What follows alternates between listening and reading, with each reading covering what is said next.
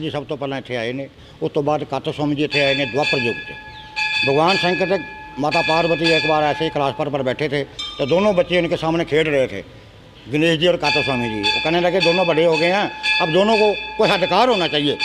उन्होंने दोनों को आवाज़ लगाई कि जो मातलों की पहले प्रदक्षिणा करेगा उसी को पहले हटकार दिया जाएगा।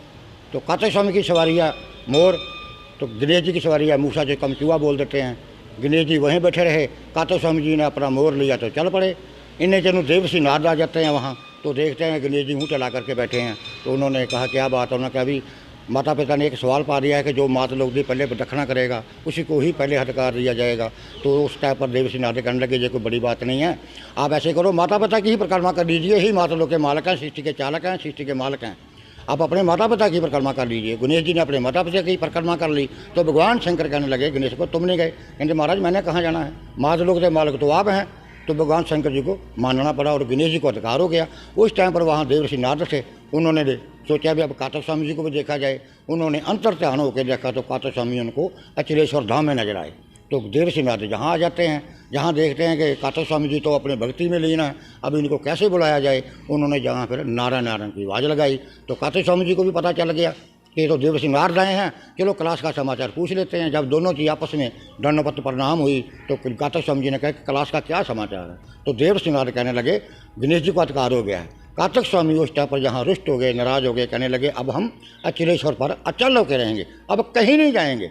तो जब इतनी बात सुनी देवर्षि नारद ने, वो तुरंत क्लास पहुँच गया। उन्हें जाकर भगवान शंकर माता पार्वती को बता दिया कि आपका बड़ा लड़का सोमवार अष्टमी है, नौवीं मंगलवार है, 10वीं बुधवार है, बुधवार ये जोत का भोग पेगा।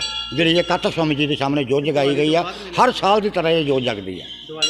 दिवाली तो बाद अष्टमी नौवीं 10वीं का जहाँ मेला होता है। संगत लखा के चलती है, लखा के सामने संगत आती जाती है। साधु संतां ने जो पूरा सरोवर भरया हो परिक्रमा सारी जी, साधु संत हज़ारों के हिसाब से जहाँ बैठे होते आकर।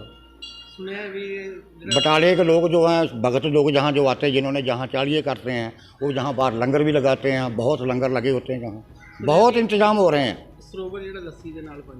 वो 2 दिन वाची, वो 9वीं 10वीं से है, वो तड़के दिखेगा उन्होंने जिन्हें कर्म किए हैं, दिखेगा तो दिन को भी, इनके नहीं दिखेगा, वो दिन को भी दिखेगा, पर दिखेगा उसी को जिसने कर्म किए हैं। उसको कच्ची नसीली नजर आएगी।